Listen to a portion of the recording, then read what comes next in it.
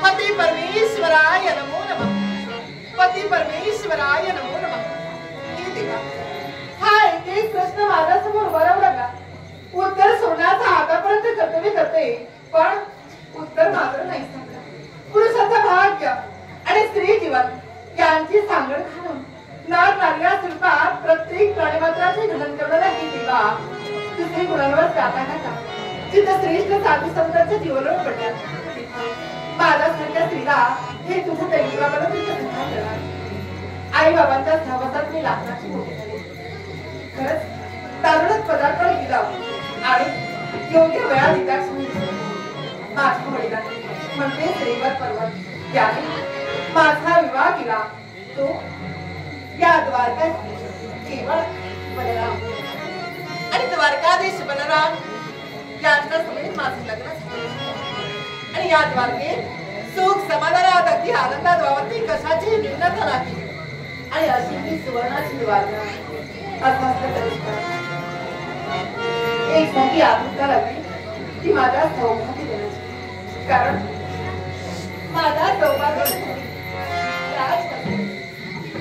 जबाबदार आहे आणि ही जबाबदारी परिपूर्णपणे पार पाडण्याशिवाय त्या महाविद्यांचा आगमन झाले. आणि यासाठी वीरवीरताना नजरेनं नेत्र लागले तरी फक्त त्याच महिन्याजवळ स्वामी तुम्ही कधी एकदा या माझ्या सदनात प्रवेश करणार आणि तोंड भरून मला आशीर्वाद देणार आहात.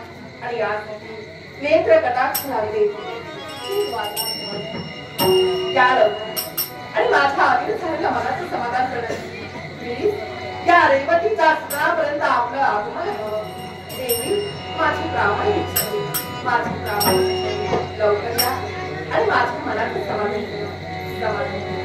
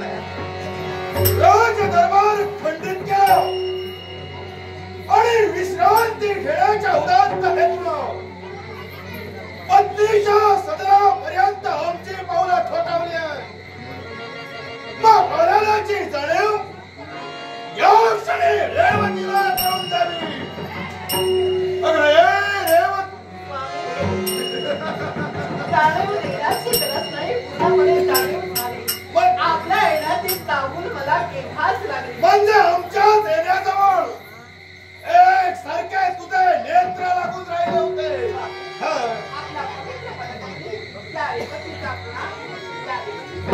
सदैव कल्याण होईल. मंगलमय आशीर्वाद. या सदनाच्या ठिकाणी माझा सौभाग्य देखील स्वागत. या क्षणी तुझ्या सदनाच्या ठाई आमचं स्वागत करण्यासाठी तू तत्पर ठरली. यावेळी तुझ्या या शब्दांचा मान राखो. आपल्या सौभाग्याचा खरी द्वारकाधीश्वराला हे आसन भूषवण्यासाठी तत्पर होतो. त्याप्रमाणे पुष्पवटिकेच्या ठिकाणी एखादा सुंदर गुलाब फुला आणि त्या गुलाबाला वाटत असतात कधी एकदा सुगंधाला आणि आपला सुगंध त्या विश्वाच्या ठिकाणी पसरणार. माझे प्राण बदलले, माझे हृदय स्वागत या माझ्या सुगंधापर्यंत कधी एकदा येईल असं तुझ्या मनाला फसत होतं. पाहिलात का? पलंगी केली शेज फुलांची परिमळ सुगंध द्या. त्याचा परिमळ आपण या हे गुंफलेले आणि हे केवळ आपल्या स्वागताचे. रेवती, या क्षणी तुझ्या सदनाच्या ठाई दृष्टी क्षेत्र जर टाकला असेल तर आमच्यासाठी तू सारी सुसज्जता करून ठेवली आहे. आता हे पाहता क्षणी आमचे नेत्र एक सारखे दिपून जातात. काय बोलावं हे सुद्धा आम्हाला याच्या पुढे समजत नाही. बोलूच नका तुम्ही. बोलू नको म्हणजे आर्य व्रतात वर्ण स्त्रीचं खरं शिकवलं काय असेल तर पती जनाते रथकडे आपला पाळी आणि आपलं पावित्र्य आणि या तुमच्या भाजीला शुभ असं आज तर असं वाटतं हे जणू काही माझं मंदिर आहे आणि माझ्या मंदिरात माझ्या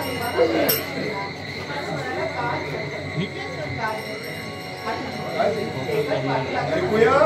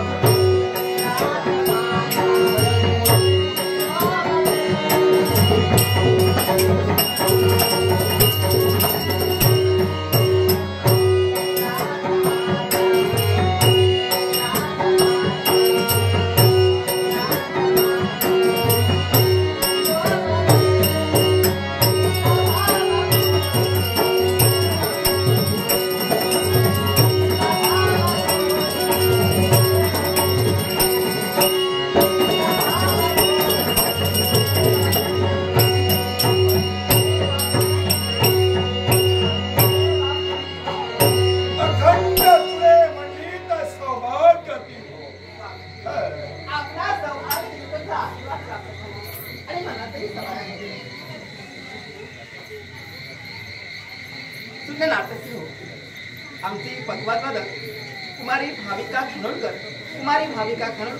तिच्या कलागुणाचा गौरवण्यासाठी सन्माननीय प्रकाश परब यांनी हे बहुमोल सबक शिकले.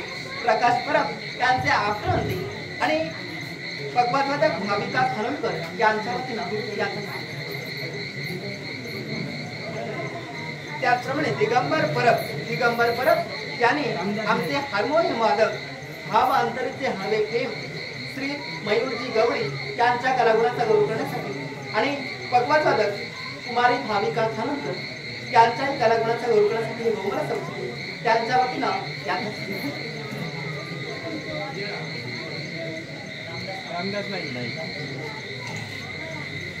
त्याचप्रमाणे ज्यांची अजिंक्य तारा म्हणून ख्याती कीर्ती झाली असे सर्वांचे लाडके व्यक्तिमत्व आणि ज्यांनी सर्वांच्या हृदयात अगदी आदराचं स्थान निर्माण केलं असे कैलासवासी सुधीरजी कलिंगड यांच्या स्मरणार्थ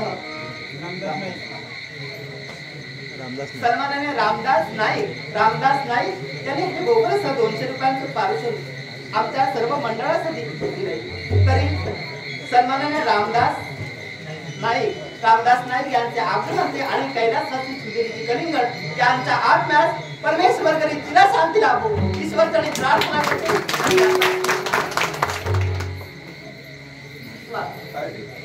आपला आशीर्वाद लाभो आणि माझ्या मनातही समाधान पण माझा आनंद त्याचबरोबर तुझ्या मुखावाटे बाहेर म्हणणारे उत्तरांच्या कर्णीपतन झाले. आमचं सुद्धा मन तृप्त झालं. पण या क्षणी आम्ही आमच्या मनाला एकच ठरविलंय. या वेळी या थकल्या बगल्या जीवाच्या समाधानासाठी तुझ्या या मृदुबाई मांडीवर काही क्षण विश्रांती घ्यावी. स्वामी हे काही सांगायला हवं. थकल्या बगल्या जीवाचं स्थान कुठं असेल तर केवळ प्रिय भक्तीचा महाल आणि या महालाच्या दिशेला आपण आला आणि केवळ माझ्या मृदू अंगावर आपल्याला शयन म्हणून या क्षणी विलंब नकोय. यावेळी तुझ्या या मृदुबाई मांडीवर पोहण्यासाठी ही तुझी सौभाग्याची देवता तत्पर होणार आहे. याच्यासाठी आपल्या इच्छेच्या बाहेर ही कधी वागणार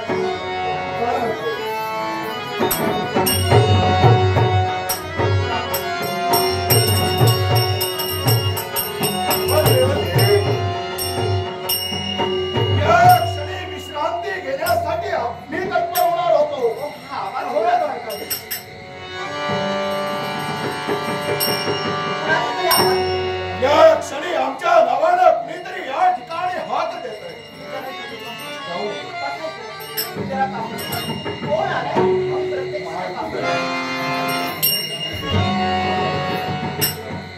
राज आपल्या पवित्र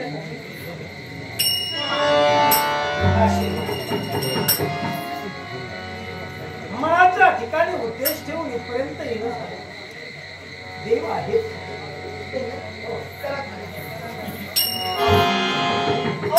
राजेश्वर कोण आहे? राजपुत्री द्रुपद यांचा आपण इथपर्यंत म्हणजे राजे द्रुपद या ठिकाणी आले.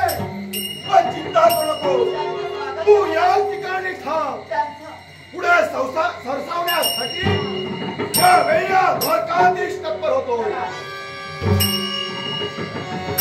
राजे द्रुपद यावेळी कोणताही आम्हाला संदेश न देता आमच्या पर्यंत आपली पावलं ठोठावली गेली.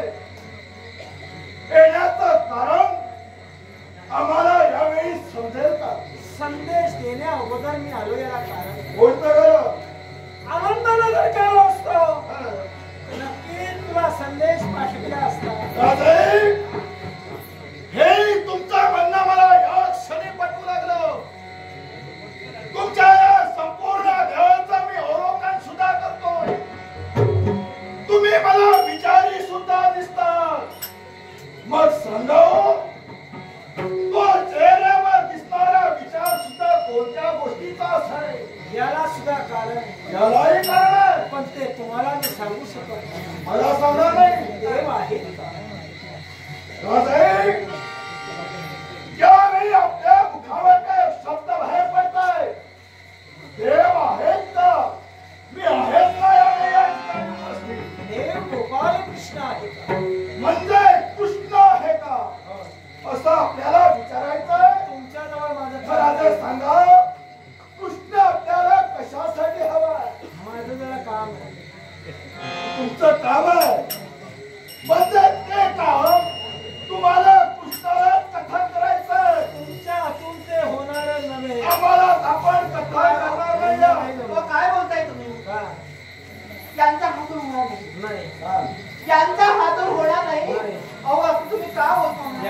याला कारण काय आहे? कोण म्हणतात मला सांग.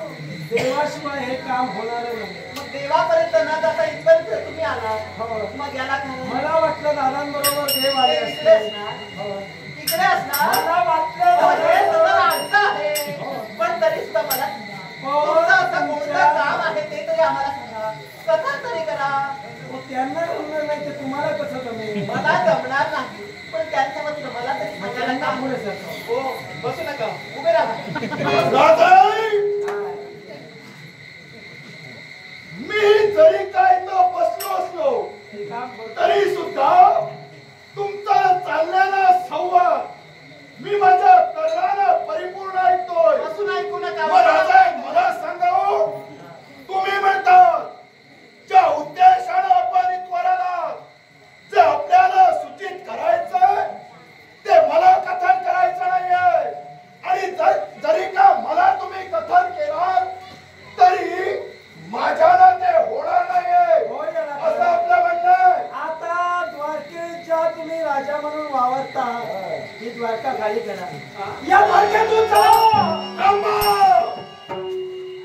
आपल्या मुखावाटे बाहेर पडणारे शब्द सर्व लोकांच्या पकडीतच चक्रबंद करा. ही द्वारका मी खाली करावी. या द्वारकेतून बाजूला व्हावं. याला सुद्धा कारण कोणतं कारण? पृथ्वी तलावरील कित्येक राज्य अंगराज कर्णाने जिंकले. पाहता पाहता या द्वारकेपर्यंत यायला वेळ लागला नाही. तेव्हा अंगराज कर्णानं पृथ्वी दिग्विजय करण्याचं कार्य केलं. पृथ्वी दिग्विजयासाठी अंगराज करणं, हस्तिनापूरचा दिग्विजय करण्यासाठी बाहेर पडलाय. तेव्हा राजा द्रुपदाचा पांचाल त्यानं हस्तगत केला. हस्तिनापूरचे मांडलिक आम्हाला त्यांनी बनविलं. मला सुद्धा बनवायला वेळ लागणार नाही. राजा या नाही काय म्हणाला कर्णाला दिग्विजय आराम दिलाय. एवढं असून सुद्धा त्याच्या समोर आपण सुद्धा हतबल ठरला गेला. आणि तीच निराशा यावेळी आपल्यावर आम्हाला दिसते. मग निश्चित तुम्हाला भरवशाचा शब्द जरी का तुम्ही त्याच्या समोर हतबल ठरला असाल तरी सुद्धा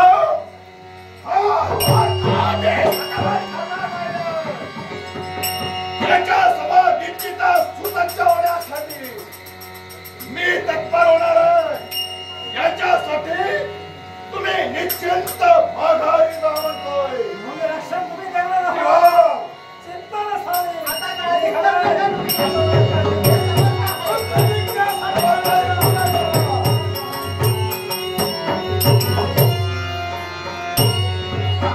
अगदी भरवशाच्या वाणीनं राजगती राज राजेश्वर द्रुपद याला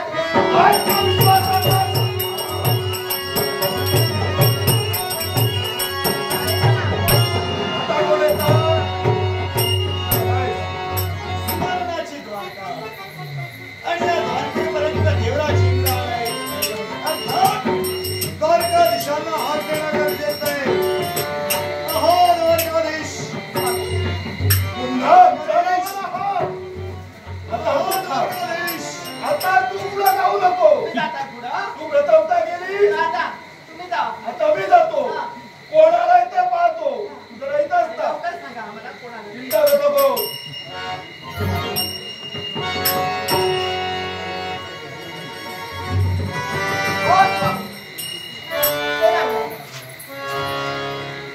काय झालं असं काय? तू जरा निर्कुल पहा. तुम्ही असे बावरल्यासारखे का दिसता? ही व्यक्ती या ठिकाणी येऊन काय झालं का रे? पाठपुरी उभी राहिली आहे. असं मी ओळखू. तू जरा जा. कोण आहे? देवराज अरे बापरे! प्रत्यक्ष देवराज इंद्राणी. किती थोर देवदास यांनी विराट आपला पवित्र पदक. देवराज जय. रचने मंडित सौभाग्य हा, बरं. आता जरा थांब. गडबड कशासाठी?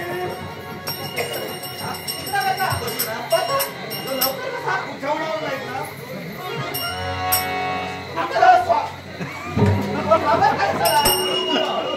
देवराज अंगावर येऊ नका. प्रथमतः नमस्कार करतो. यावेळी तुम्हाला नमस्कार करतोय म्हणून यावेळी मी तुला आशीर्वाद देतो. जरा थांबा. तू आता सांग. काय झालं? देवराज काय म्हणाला? काय? यावेळी तू नमस्कार करतोय, म्हणून यावेळी आशीर्वाद देतो. यावेळी आशीर्वाद देतोय. होय. उत्तर देणार नाही की आणि काय? नमस्कार यावेळी करशील त्यावेळी आशीर्वाद दे.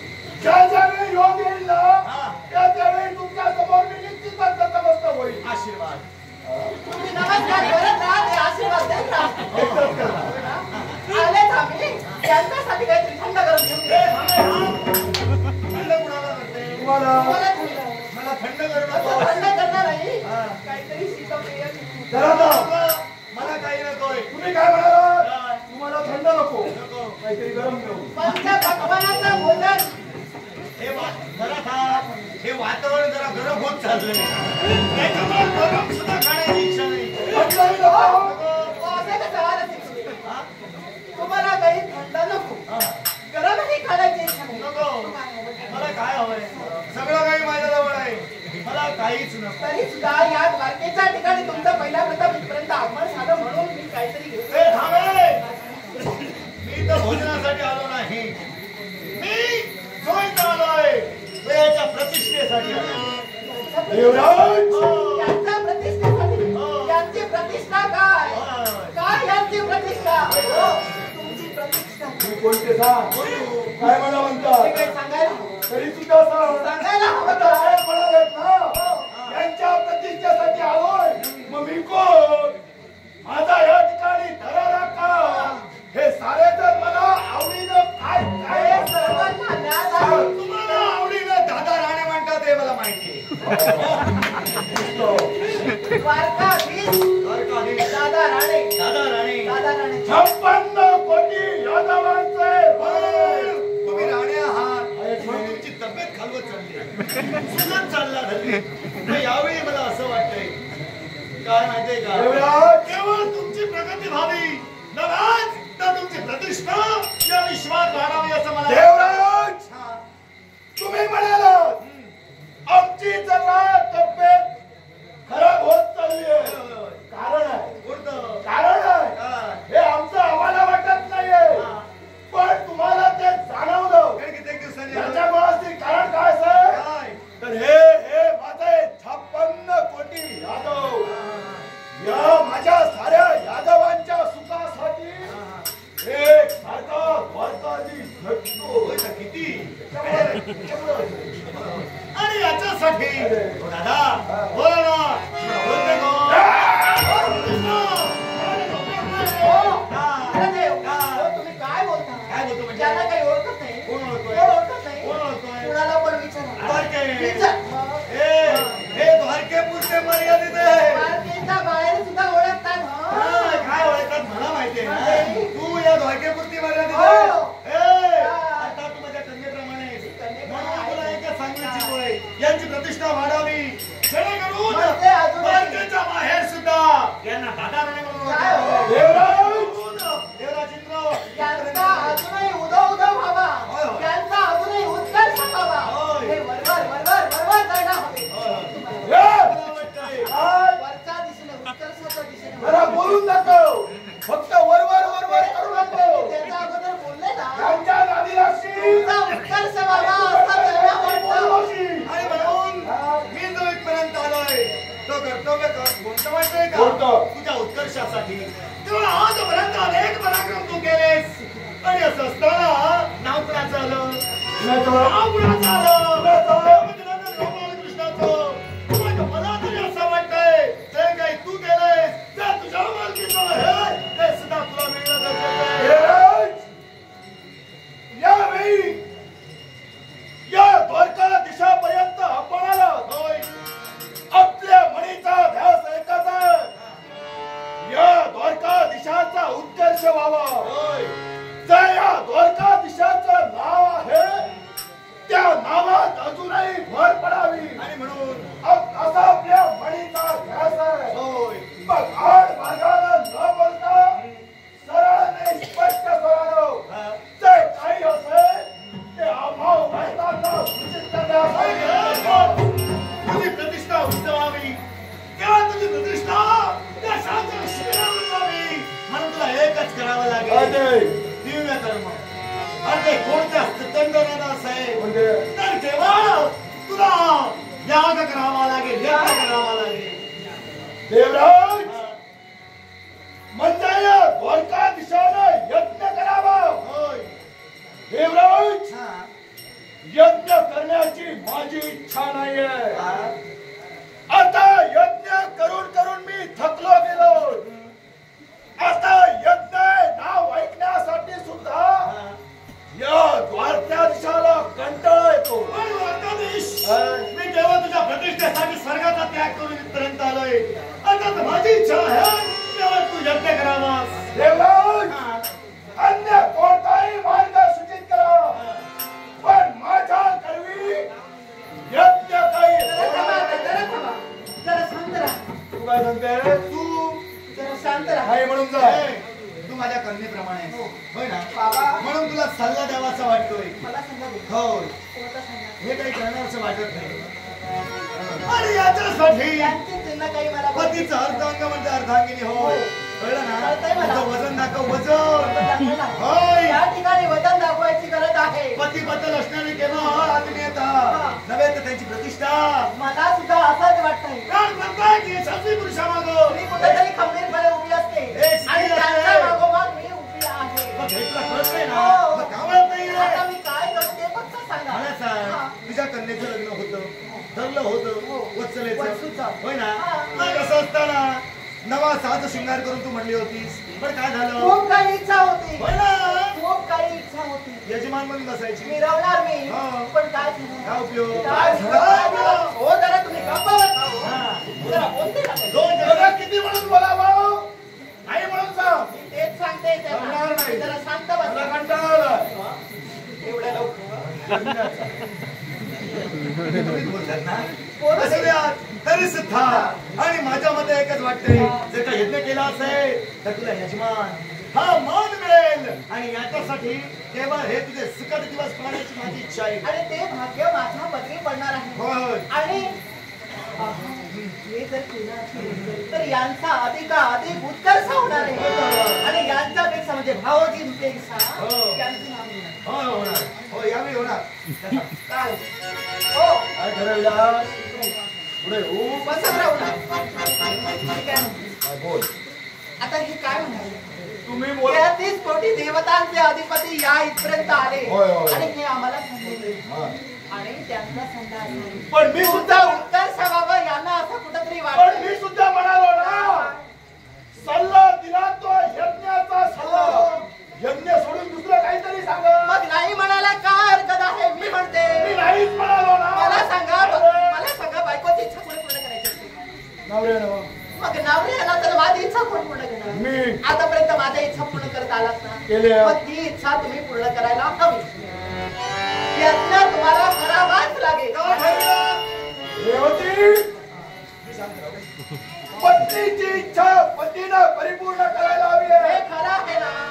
आतापर्यंत तुझ्या प्रत्येक इच्छा आकांक्षा परिपूर्ण करण्यासाठी हा तुझा सौभाग्याचा धनी तत्पर ठरला. पण या क्षणी जर का तुझी इच्छा असेल हा. तर तुझ्या इच्छेसाठी माझ्या इच्छेसाठी तुम्ही विरोध काय करा. अहो, त्याने खूप छान दिला सुद्धा. होकार दिला. हो, हो. मग आता यज्ञ प्रकार आहेत. आता इकडे त्यातील कोणता यज्ञ करावा हे महत्वाचं तू आहे. इकडे इकडे आहे. तू आता माझ्या कर्मी होकार मिळवून घेतलीस. पुढे काय करायला हवं कसं करायला हवं याचं मार्गदर्शन तेच करतील. विचार. यावेळी मी तुम्हाला एकच सांगू इच्छितोय. आणि ते काय असेल तर तो यज्ञ कोणता असेल? अश्वमेध यज्ञ. काय म्हणा अश्वमेध यज्ञ. यज्ञ मी करावा तो सुद्धा अश्वमेध यज्ञ. मग देवराज हा यज्ञ करण्यासाठी अश्व लागणारच आहे. मग तो अश्व आमच्या जवळ नाही. मग यज्ञ पूर्ण कसा होणार? असं काय म्हणता येईल? कसं काय म्हणजे? आमचा अश्व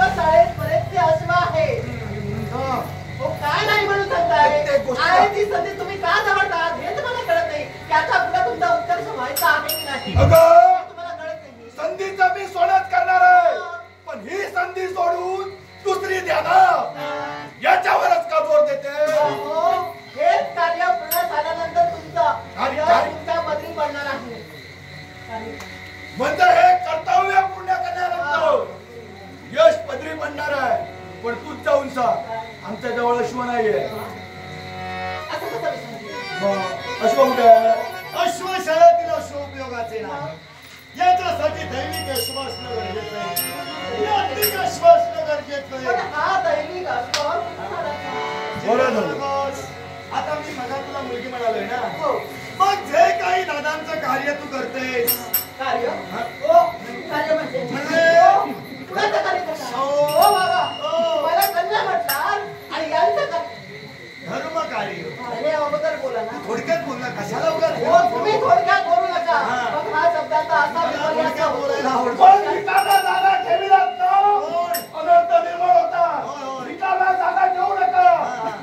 कार्य म्हणाला होय. तिचा संभ्रम करा. धर्म कार्य. रिकाम्या जागा भरत राहा तुम्ही. आता बोलायला तरी दे. हेच सांगते ना. ऐक, हे धर्म कार्य कोणतं स्थित्यंतराला पूर्ण होईल तर त्याच्यासाठी मी अश्व घेऊन आलोय. थेट स्वर्गातून. स्वर्ग लोकांना. हो, तुम्ही नंदनवनाची. अश्व आणला. होय. म्हणजे अगोदरच तुमच्या मनात तयारी आहे, चिंता करू नको.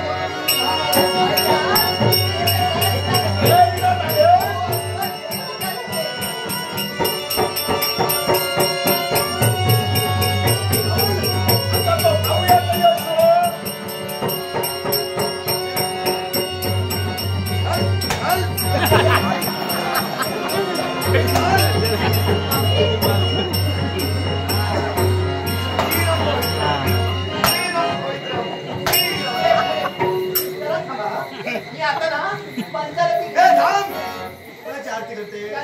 याची आरती करते. तुला वेळ भेटेल असत नाही. स्वर्ग लोकातून हा अश्व आला. अगं, पंचायती घेऊन या. एक काम कर, त्याची पूजा कर, पाद्यपूजा कर, आरती कर, करणारच आहे. हो ते कर. हा तुझ्या जवळच राहणार आहे. मला जाणं गरजेचं आहे.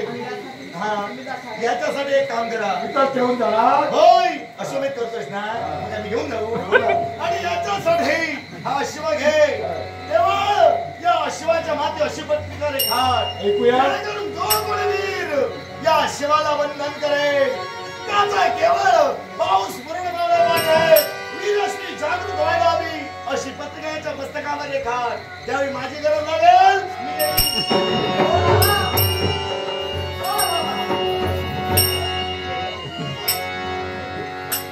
रेवती या क्षणी देवराजांच्या अश्वाणू रामाला दिलाय. या अश्वाच्या मस्तकी सुद्धा पत्रिका रेखाटण्यासाठी आम्हाला सूचित केलं. मला करायला हवं. मग योग्य ती तिथे जाणून हा. हा अश्व आम्हाला पृथ्वी कल्याणासाठी सोडायला हवं. प्लीज. पण पाहिलंच का काय? या अश्वाचं निरीक्षण केलं असता हा शांत कर्ण अश्व वा वा वा.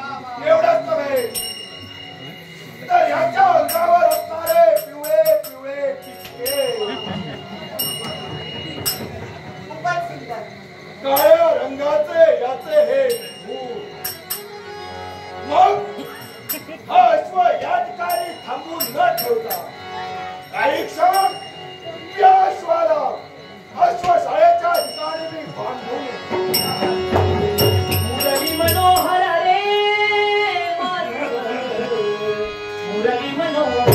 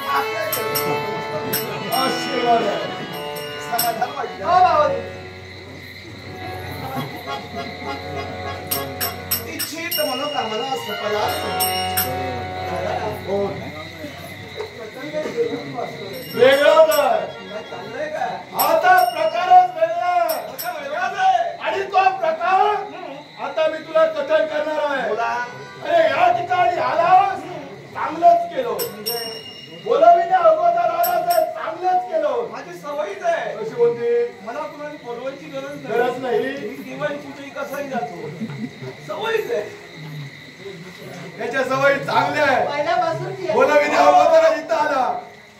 हे कृष्णा बोलवीनं कुणाला जातो पाहुणा असतो तो बोल. मी जगाचा देव आहे. हे! प्रत्येक जण मला देव म्हणून बसताय. याच्या पुढे जाऊन तू बोल. भगवान सांगितली मला तिथं जाणं आवश्यक आहे. तू माझा बंधू नाही. हो म्हणून त्यांना सिवी लागलो. मी तुझा ज्येष्ठ भ्राता हा हा आणि बंधूच्या भेटीसाठी तू आलाय. हा पण कृष्णा काय? यावेळी मला जे काय तुला सूचित करायचं आहे. बोला लवकर बोला. वेळ कमी आहे माझ्यापाशी. बरोबर आहे. कुठे जायचं आहे. भक्त भक्तीची वाट. शब्द देऊन आलाय. दादा तुम्हाला माहिती हा. आहे प्रत्येक भक्ताची इच्छा पूर्ण करणं देवी नात्याचं माझं कर्तव्य आहे. तेव्हा फक्त नमस्कार करावा या दोन इच्छेनं मी इथं आलो.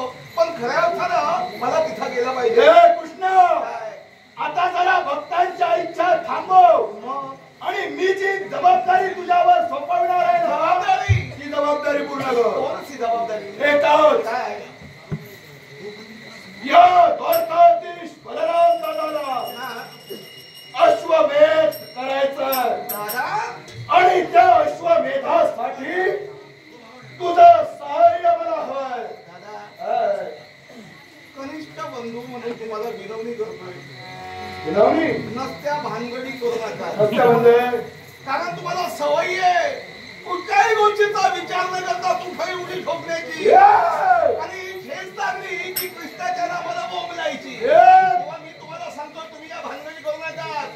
आणि तसं बघितलं एक लक्षात ठेवा हे जे अश्वमेध घेतले आहेत ना हे आमच्या घराणीशाहीला उपयोगाचे नाही.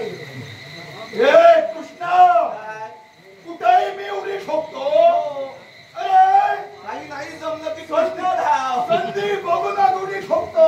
संधी साधू की हे! काय? संधी साधू कोण? विचारतो तुम्हाला संधी बघून उडी ठोकतो. म्हटलं संधी बघून कोण ठोकतो? जो संधी साधू असतो तो. हे कृष्णा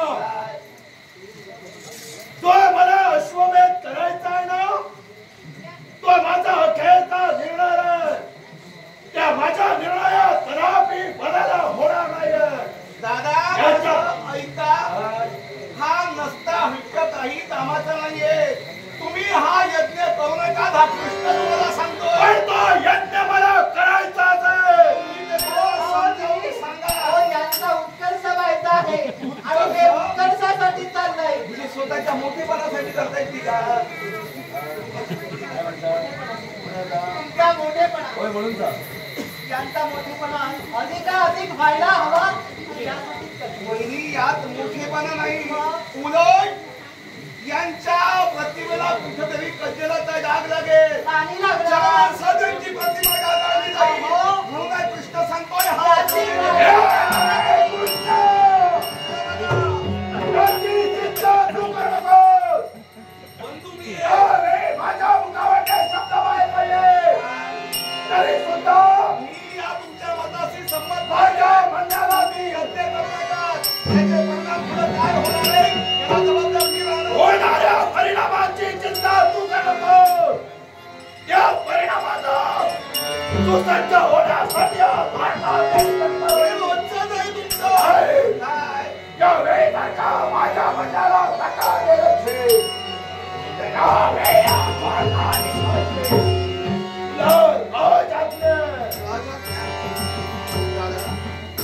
आतापर्यंत हा कृष्ण तुमच्या आज्ञेत वागला.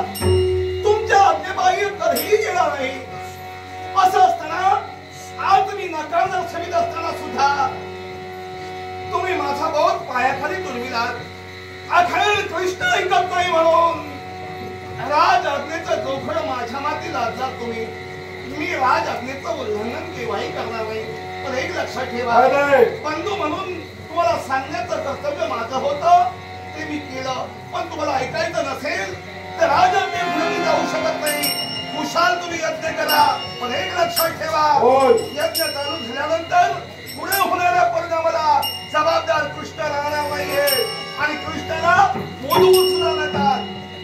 कृष्ण त्याची जबाबदारीची चिंता तू करू नकोय. पण या माझ्या अश्वमेधाला मला फक्त आणि फक्त तुझं सहकार्य हवंय. आता लक्षात आलं सहकार्य माझं नाही लाभणार आहे तुम्हाला.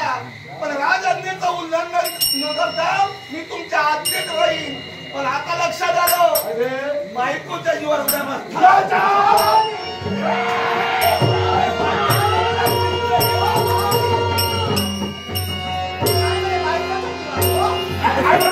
बायकोचा जीव उड्या मारता. कोण कोण एवढ्या उड्या मारता. कोण? मी म्हणत नाही, भावोजी म्हणते. त्याला काय म्हणाला तोंड आहे म्हणून बोलतोय भावोजी म्हणते. मी बायकोच्या जीवावर उड्या मारणार हो, तुम्ही माझ्यावर कसा बरं रागे म्हणता? हे त्यांना सांगायला हवं. तो गेला ना मग मागाहून काय सांगता? मागाहून सांगायला काही हरकत पण नाही. आता गेला तो गेला पुढे सुसंगता चला, चला, चला.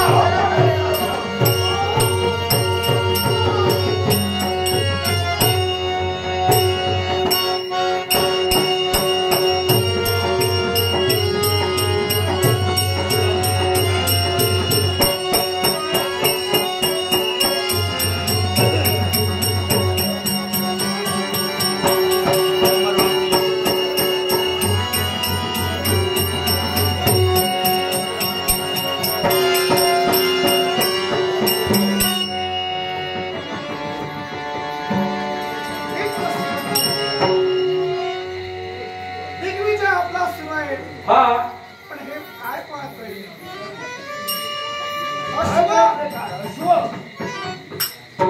दिग्विजय सुरू आहे. एक एक राज्य आपण जिंकण्याचा प्रयत्न यशस्वी करतोय. आता फक्त राहिली ती द्वारका. मग तिकडे जात असताना आम्हा नेमका प्रकार काय? हा अश्वपुराचा पाहूया. अश्व सुद्धा पाहिला. कैलासवासी प्रभाकर शंकर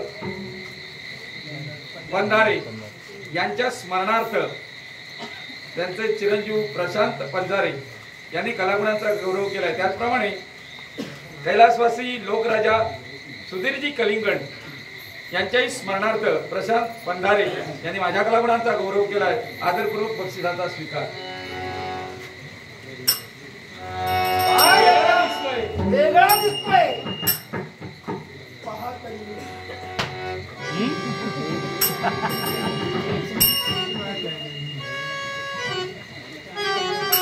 काठ मानेच आहे.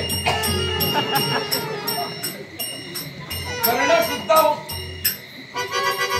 आहे बघा दष्टम पुष्टम. पुस्तकावर पत्रिक आहे. दुर्जपत्र वाचा. श्री गणेशाय नमः. द्वारका नरेश द्वारकाधीश. यादवांच्या 18 कुळांचे अधिपती. त्यात लिहिलेलंच वाचा. हो हो. हे का?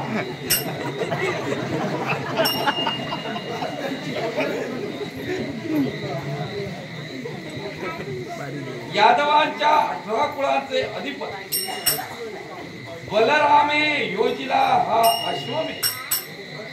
त्या निमित्ते सोडिला हा अश्वरक्षणासाठी यादव वीर असती संघ. जो कुणी असेल बलाढ्य पूर्ण तेनेच धरावा हा तुरंग. नपेक्षा दाती तुड घेऊनी यावे यादवासी शरण.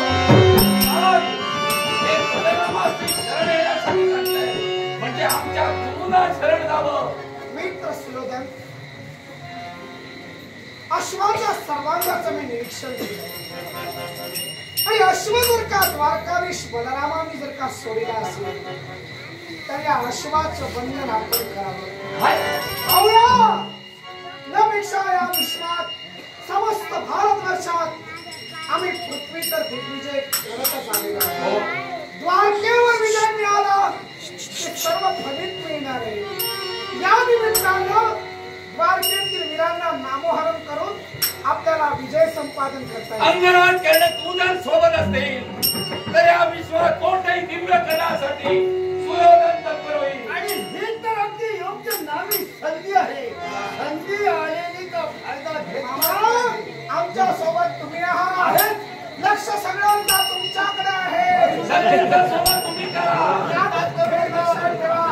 यादावी जर का समोर आले असतील तर लढवय्या म्हणून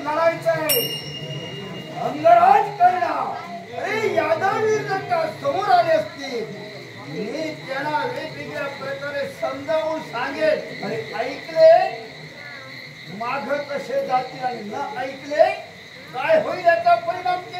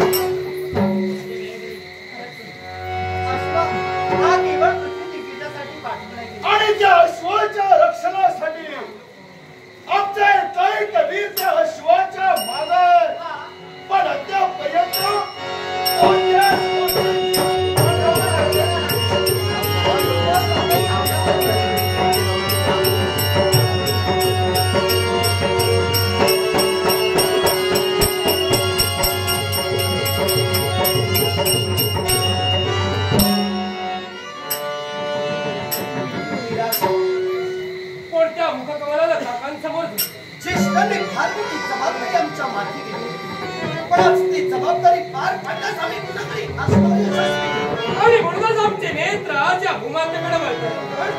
निराशा आमच्या पदरी आली. ज्येष्ठांचे शब्द होते, हे बालविरहो, अश्वाचं संरक्षण करत असताना एखादी समस्या जर तुमच्या नेत्रासमोर उभी राहिली तर तुम्ही स्वतः म्हणून कोणताही निर्णय घेऊ नका. आणि त्याचा खाल ज्येष्ठांसमोर करा आणि तदनंतर सकारात्मक पावलं उचला. हवं आहे आणि म्हणूनच यासाठीच आमची पावलात काकाश्रींपर्यंत वळली.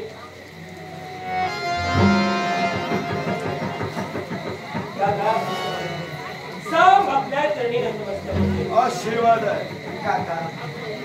कृष्ण पुत्र प्रद्युम्न आपल्या उभयतांना प्रणाम. भाऊची वृत्ती होईल. मंगल सात्रीचा आशीर्वाद जीवेंद्र शरण शरण. पण वीरहो, यावेळी मी आपलं निरीक्षण करतोय. आपण दोघेही विचारी आहात. सांगा, विचार कोणत्या गोष्टीचा? विचार एकाच गोष्टीचा. ऐकूया. या द्वारकेच्या ठिकाणी शुभारंभ झालेला तो अश्वमेध यज्ञ. या अश्वमेध यज्ञाच्या अश्वाची जबाबदारी आम्हा दोघा बालवीरांवर होती आणि याच अश्वाचे संरक्षणाप्रित्यर्थ आम्ही दोघे बालवीर अश्वाच्या मागून धावत होतो. पण काका, आजच्या दिवशी अनर्थ घडला म्हणायला हरकत नाही. प्रातःकाल झाली. नित्य नियमाप्रमाणे अश्वाला मलमूत्रादी विसर्जनाची क्रिया मी पार पाडली. अश्वाला मंगल स्नान घातलं गेलं. अश्व उत्तमरित्या मी शृंगारला आणि नित्य नियमानुसार अश्व गतिमान केला गेला. पण एकाएकी घोडीचे लोट करायला भेटले आणि अश्व चहू बाजूने मी शोध घेतला पण पदरी निराशा पडली. तुमची आज्ञा होती. अश्व कोणत्या राज्यात गेला त्या राजकर्त्याची किंवा त्या राज्याची इत्तमभूत माहिती जोपर्यंत तुम्हाला नाही त्या राज्यात तुम्ही प्रवेश करू नये. आणि म्हणूनच आशेच किरण काका फक्त तुम्ही आहात. अश्व कुठे गेलाय हे आम्हाला कळू द्या. ज्या अश्वाच्या रक्षणाखातर आपण होता तो अश्व आपल्याला दिसेनासा झाला. अश्व कुठे गेला याची सुद्धा आपल्याला जाणीव नाही आहे. मग तो अश्व कुठे गेला हे आम्हाला कसं काय कळणार आहे? म्हणजे अश्व कुठे गेला रे? मला प्रश्नाचं उत्तर द्या. अश्व कुठे गेला?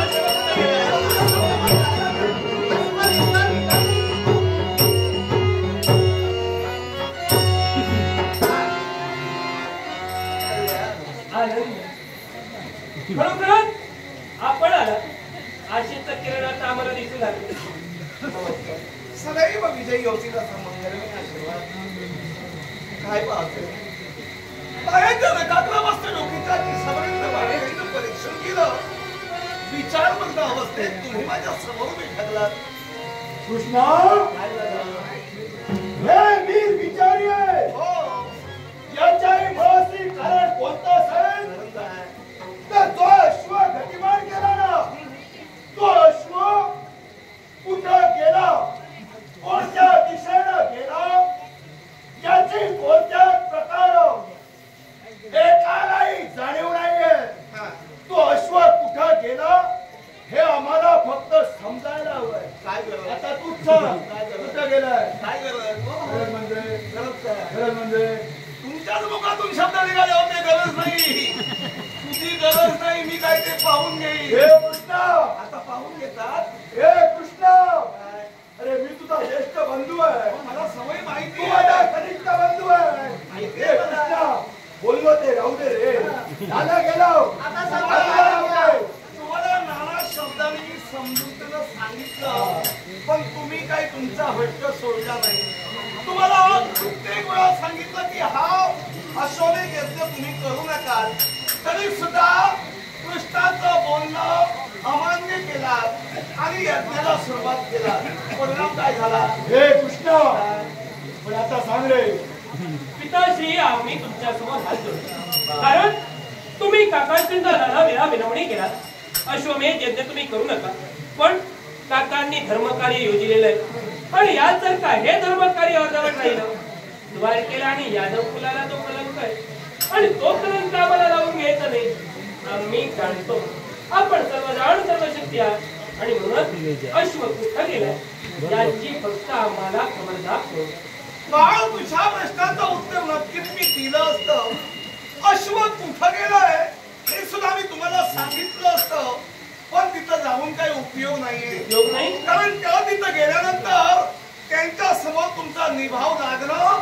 हे मला तरी अशक्य म्हणजे वाटतं आमच्या पराक्रमावर तुम्ही संशय घेता की का असा त्याचा अर्थ नाही.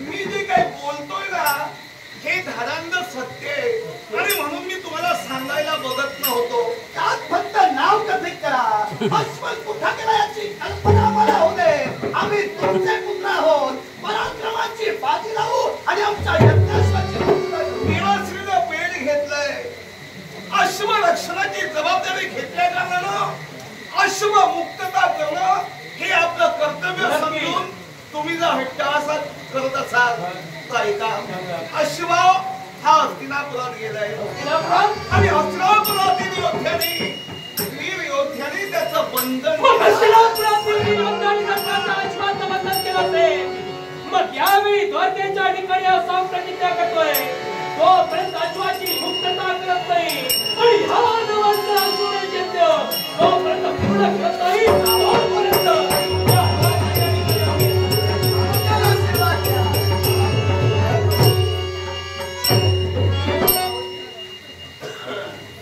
कृष्णा भोगा भोगा काय बोला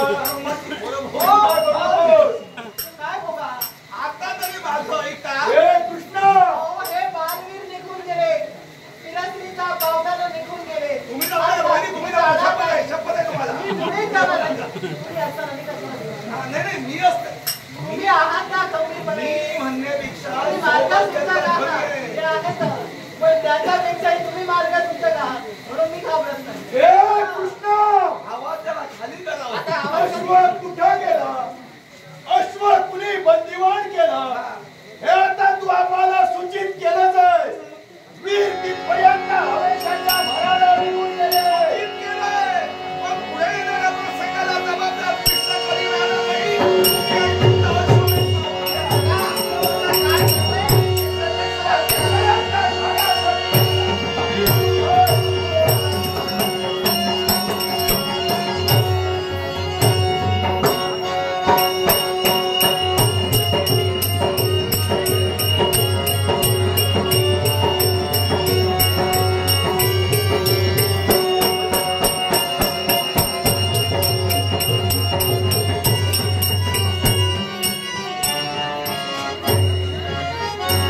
नाट्यरसिको आमच्या या गावचे माजी सरपंच श्रीयुत पांडुरंग परब याने माझ्या कलेचा गौरव करण्यासाठी बहुमोल पारितोषिक दिले परब यांचे व तुमचे आभार मानून या बहुमोल पारितोषिकाचा स्वीकार करतो आणि हो यादवाने फोडलेला अश्व द्वारकेच्या ठिकाणी अश्वमेध यज्ञ आरंभिला आहे आणि तो फोडलेला अश्व म्हणजेच माझ्या भाच्यानं अडविलेला आहे स्वाभिमानापती. पण त्या अश्वाच्या रक्षणासाठी आणि या अश्वाच्या मुक्ततेसाठी काही असे यादवने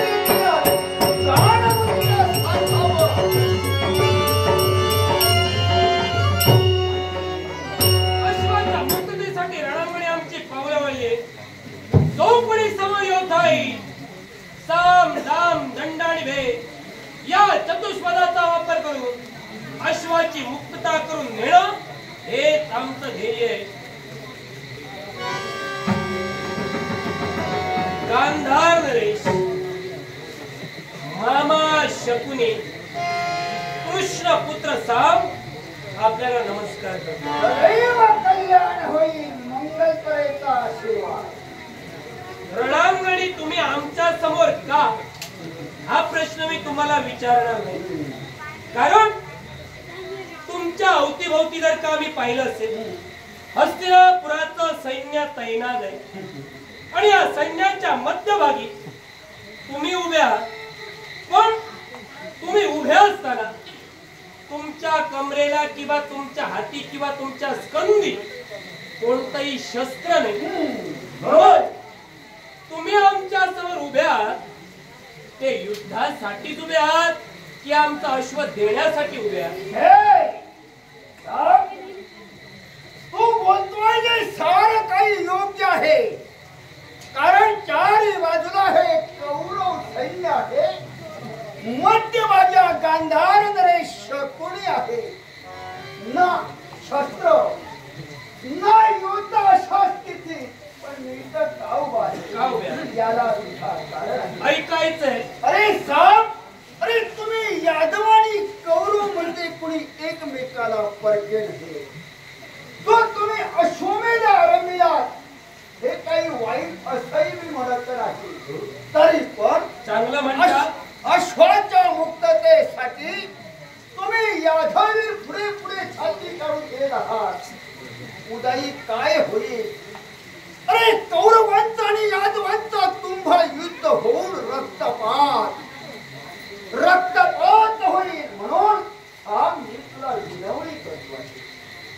या रक्तपात होण्यापेक्षा आणि आपापली नाती गोती तोडण्यापेक्षा माघारी पडतोनी जारे बघा. मामा आम्हाला वाटलं तुमच्या समोर आम्हाला बरेच कष्ट करावे लागतील. पण आमची बाजू आमच्या वतीनं तुम्हीच मांडून आमचं कामच सोपं केलं. यादव आणि हस्तिनापूर म्हणे पावणेपणाचं नातं आहे. मग जर का यांच्यात युद्ध झालं असेल तर रक्तपात होईल. रक्ताचे पाठ वाहतील आणि पावणेपणात वैरत्व निर्माण होईल. म्हणून आम्ही माघारी जाऊ ना. पण युद्ध जर का होऊ नये ही तुमची प्रामाणिक इच्छा आहे. बरोबर आहे. अश्व सोडा.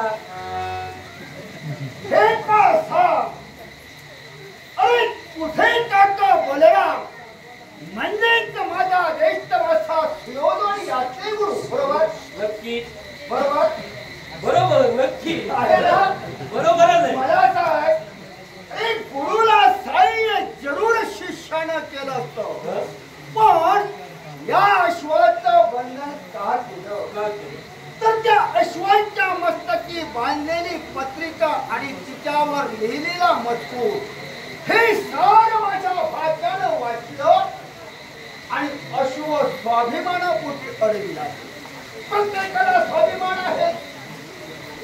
प्रत्येकाला स्वाभिमान आहे आणि या स्वाभिमानापोटी जर का सुयोधनानं अश्व अडविला मग या विश्वाच्या ठिकाणी यज्ञ करणं हा गुन्हा आहे का? हे मुळीच नाही. हा धर्म आहे का? यज्ञ करून पुण्य प्राप्त करणं हा प्रत्येकाचा धर्म आहे. मग तो धर्म जर का यादव जोपासत असेल काय सांगत आहे का एक जानकारी व्यक्ती वयस्कर माणूस की तुमच्यासारख्या तरुणाने कुठेही भरकटत जाऊ आता ऐकायचं नसेल माझा बाबा नावीला म्हणजे आमच्या सारख्या तरुणाला कुठेही भरकटू नये हे तुम्ही आम्हाला सांगता.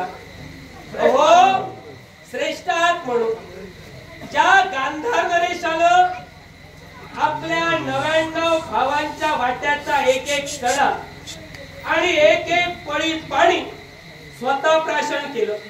99 भाऊ तुमचे मृत झाले, तुम्ही फक्त एकटे जिवंत राहिला. आणि गांधार नरेश शकुनी तुम्ही हस्तिनापुरात येऊन वास्तव्य केला. जो स्वतःच्या राज्यातच होऊ शकला नाही तो हस्तिनापुराचा तरी होणार का?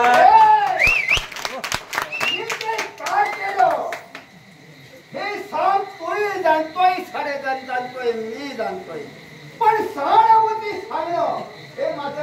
आता तुला जर ऐकायचं नसेल तर या गोष्टीचा करता धरता वेगळा आहे, मी नाही. हे जर तुला माहित आहे काही हरकत नाही, तू त्याला ही सारी प्रश्न विचार.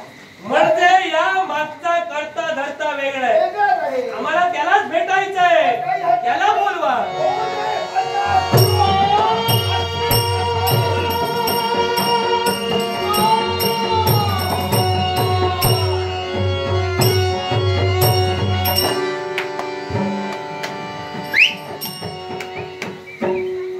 सासरे बुवा,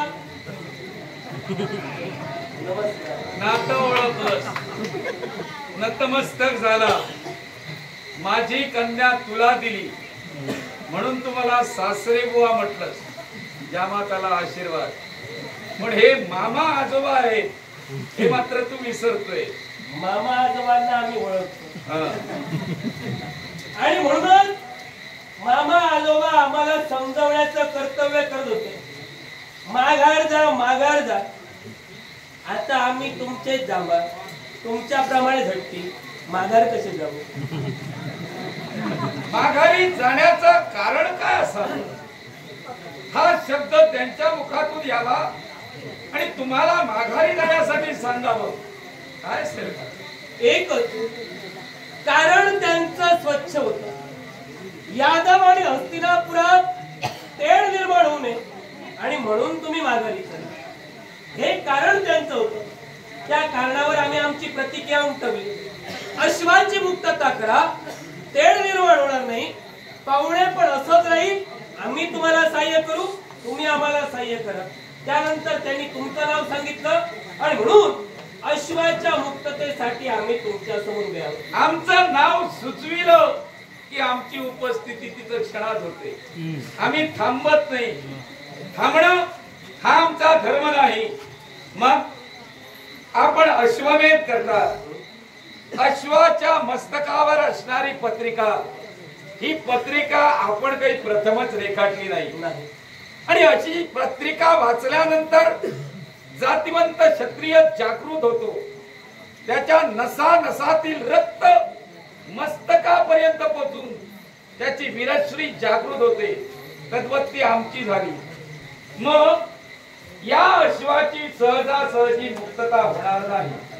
पण माझं एकच कारण आहे, आपण जो अश्वमेध करताय याचं नेमकं कारण काय असावं? अश्वमेध करण्यामागचं नेमकं कारण या विश्वाच्या ठिकाणी द्वारकेकडे आणि बलराम दादांकडे सारेजण आदर्शानच पाहतात. अश्वमेध यज्ञ करण्याची तशी सहसा गरज द्वारकेला किंवा द्वारकाधीशांना नाही. पण यज्ञ करून स्वतःच्या जीवनी स्वतःच्या पदरी पुण्याचा संचय वाढवावा या केवळ उदात्तेतून आणि देवराज देवेंद्रांच्या आज्ञेनं द्वारकाधीश बलराम दादा आम्हाला समवेत घेऊन हा अश्वमेध यज्ञ करताय. पुण्याचा संचय करण्यासाठी अश्वमेध यज्ञ.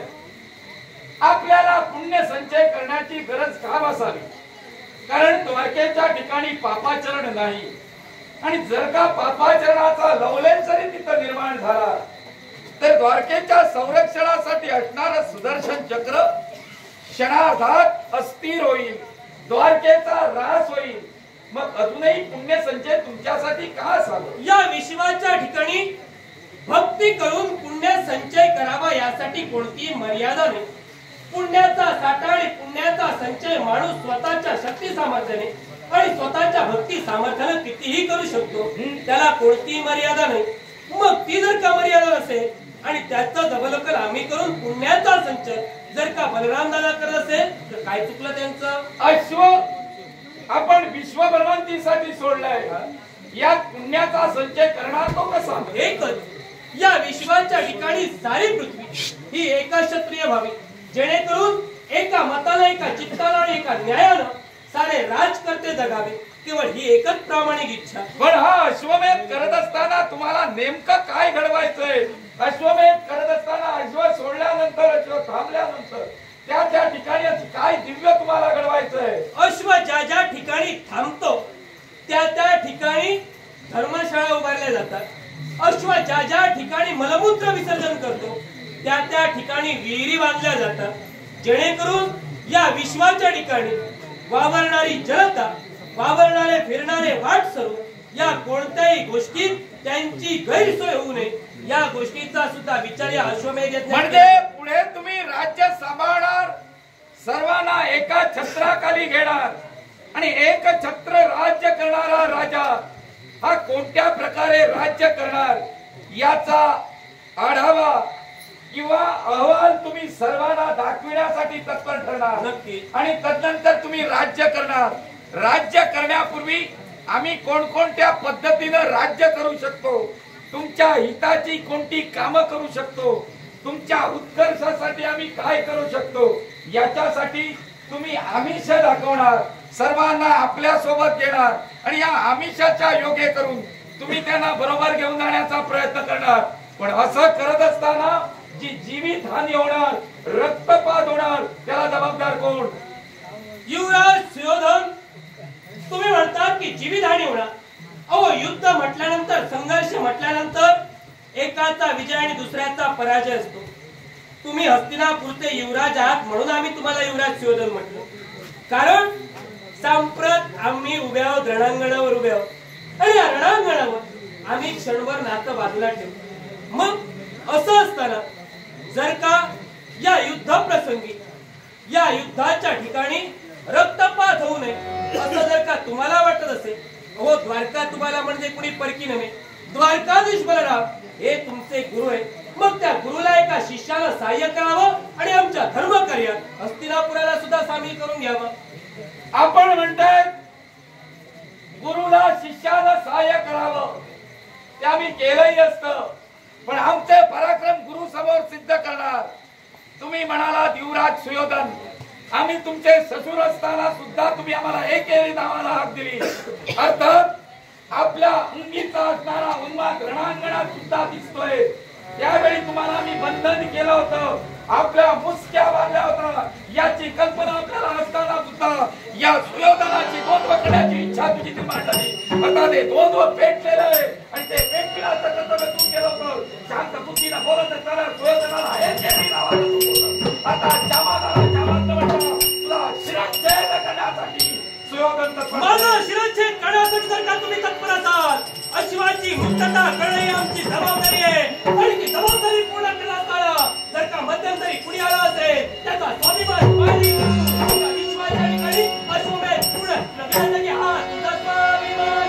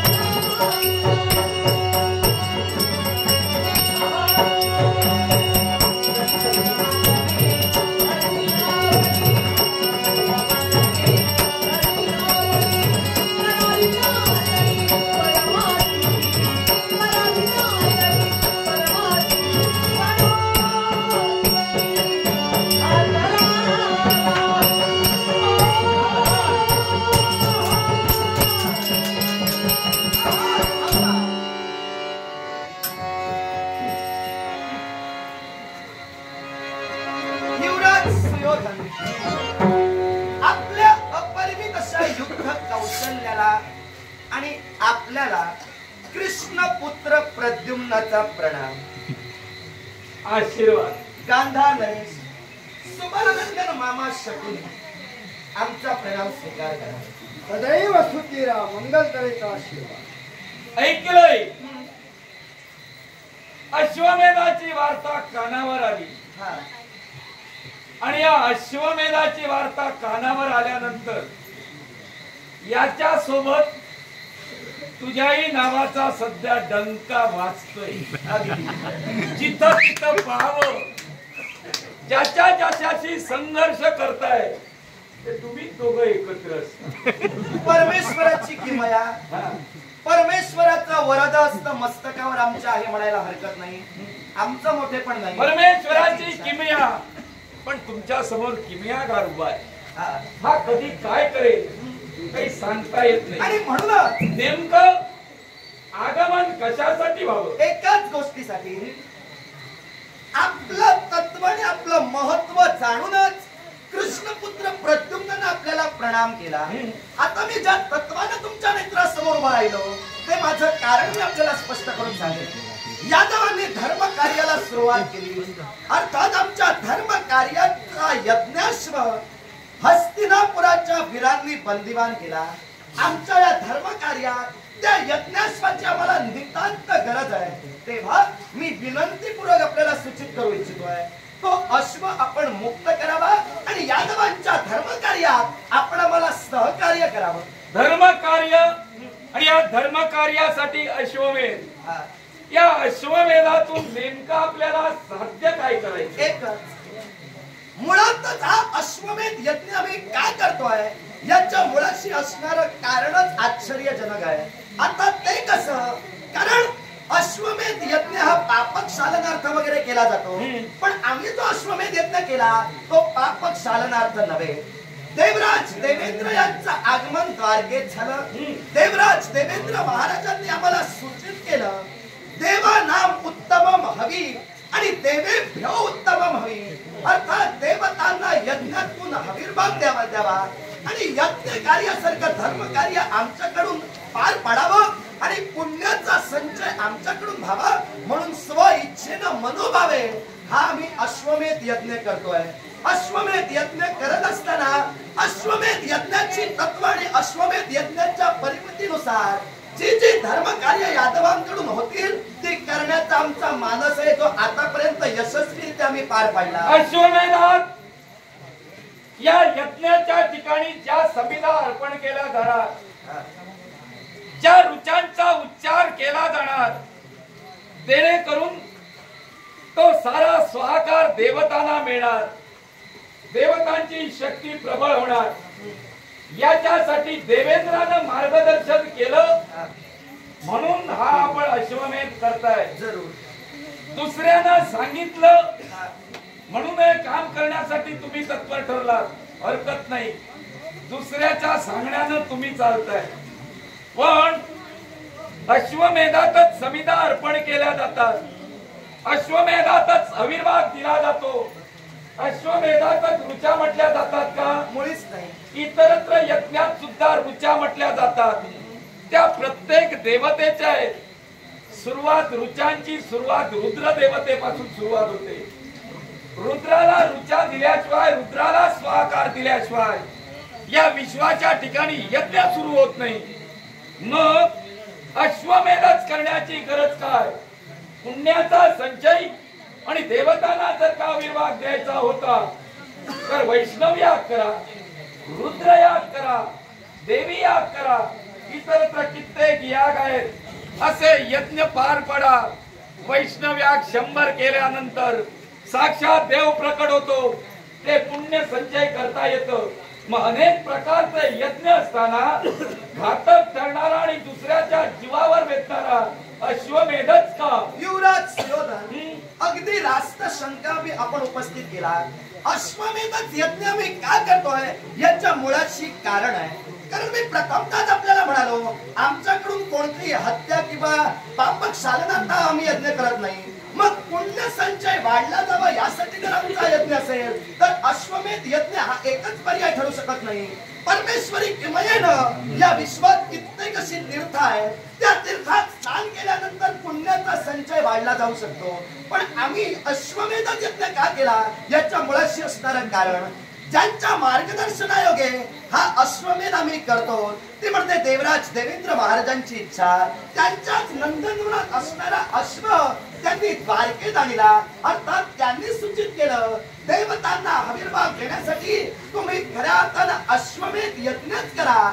आणि तो यज्ञाश्व हा त्यांनी जो दिला तोच आम्ही वापरला. आणि म्हणूनच ज्येष्ठांनी जी परिमिती आखली, ज्येष्ठांनी जो निर्णय घेतला, त्या ज्येष्ठांच्या निर्णयात आम्ही बालवीर सामील. अश्वमेधाचा पूर्ण संचय करण्याची गरज होती तर एकच करावं. कारण अश्वमेध केल्यानंतर जीवितहानी होणार, जरूर. कोणतरी विरोधाला उभा राहणार आणि विरोधाभास निर्माण झाल्यानंतर शस्त्रसंघर्ष होणार, रक्तपात होणार, एखादा जीव मारला जाणार. मारलेल्या जीवाची पत्नी असेल ती वैधव्याला बसणार.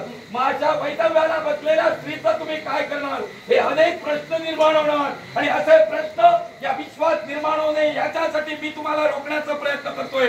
आणि अश्वमेधाचं जर का तुम्हाला पुण्य संचय करायचा असेल तर गंगा तीरी चला, गंगेत स्नान करा. आणि गंगेत स्नान केल्यानंतर ठराविक मंत्रोच्चार केल्यानंतर ते अश्वमेधाचं पुण्य स्नानानं सुद्धा मिळतं. मग दुसऱ्याचा घात करून तुम्हाला अश्वमेधाचं पुण्य कसं? एवढंच सुयोधन, गंगा तीरी स्नान केल्यानंतर अश्वमेधाचं पुण्य मिळतं. पण मुळातच देवतांना आविर्भाव प्राप्त व्हावा म्हणून अश्वमेध यज्ञ आविर्भावासाठी ऐक म्हणतोय, आविर्भावासाठी पर्यायी यज्ञ कितीतरी आहेत आणि ते केल्यानंतर साऱ्या देवतांना त्या यज्ञाची आहुती मिळते. मग असं असताना तुझा अट्टास एकच आहे की तुम्हाला अश्वमेध आहे, तुम्हाला मार्गदर्शन करणारा देवेंद्र चुकीचा आहे असं माझं ठाम मत आहे. ज्येष्ठाने जो मार्ग आम्हाला दाखविला, ज्येष्ठाने आपलं जे एक मत केलं त्या मताला दुजोरा देणं आम्हा बालवीरांचा धर्म होता. अर्थात त्यांच्या मताला आम्ही डावलू शकत नव्हतो. तुम्ही बोलून मोकळे झालात. गंगा तीरावर स्नान केल्यानंतर अश्वमेधाचं पुण्य मिळतं. पण अश्वमेध यज्ञ ज्या परिमितीनुसार आणि ज्या तत्वानुसार केला जातो ती परिमिती आणि ती तत्व अवलंबण्यासाठी यादव सक्षम होते म्हणून आम्ही गंगा तीरावर स्नान केलं नाही. फक्त एकाच गोष्टीसाठी केला जातो, पापक्षालनासाठी. तुमच्याकडून जर पापक्षालन झालं नसेल तर ते करणं योग्य नाही. याच्यासाठी तुम्हाला एकच सांगू इच्छितो, या विश्वाच्या ठिकाणी जोपर्यंत सुयोधन तुमच्या समोर उभा आहे तोपर्यंत अशा प्रकारचं कृत्य तुम्हाला करू देणार नाही. आणि सुयोधन जेव्हा तुमच्या समोर फळाप्रमाणे उभा आहे तर अजून करण्याचं जर का सामर्थ्य तुमच्या मी कर्तव्याचा पूजक आहे, मी कर्तव्याचा उपासक आहे. आताची माझ्या माती जबाबदारी आहे ती पुसल्याशिवाय मी मागा जाणार नाही. तर सामोपचारानं आमचा यज्ञाश्व तुम्ही देत नसाल तर यज्ञाश्वाची मुक्तता केल्याशिवाय मी जाणार नाही.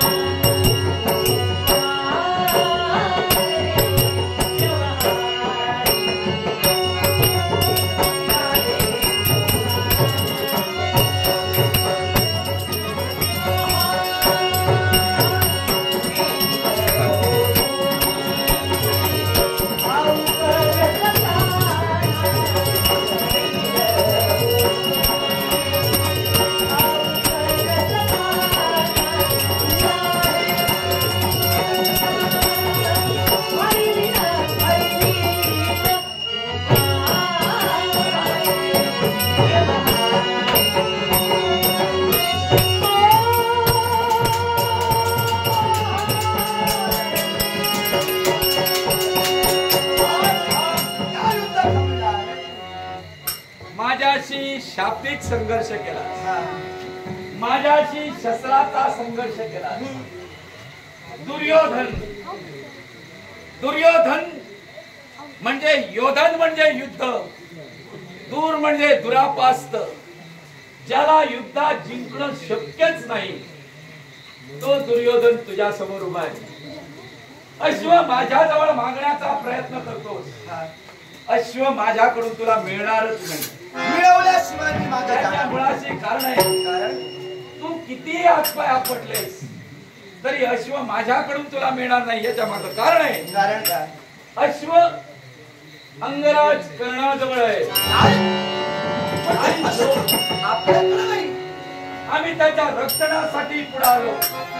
आणि जोपर्यंत अंगराज कर्णाजवळ अश्व आहे, अरे तूच काय 18 कुळातील यादव जरी उभे ठाकले असतील तरी सुद्धा त्या अश्वाची मुक्तता तुम्हाला शक्य नाही. तुमच्या बरोबरचा माझा शाब्दिक संघर्ष आणि शस्त्र संघर्ष संपला. आता द्वंद्व करेल ते अश्वाचा.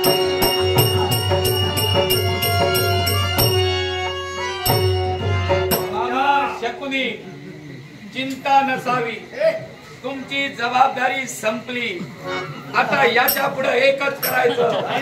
त्या शिवाला आपण बंधन केलंय. सर्वांचे लक्ष तुमच्याकडे लागले होते.